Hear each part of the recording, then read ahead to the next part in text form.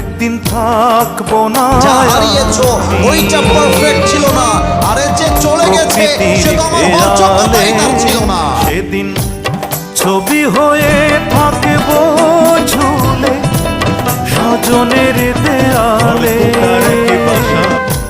স্বজনের দেয়ালে, স্বজনের দেয়ালে। একদিন থাকবো না আর আমি।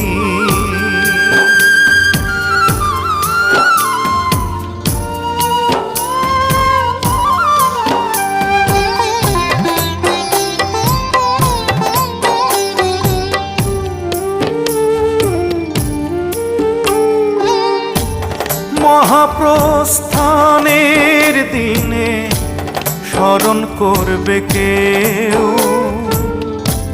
সমাধিতে।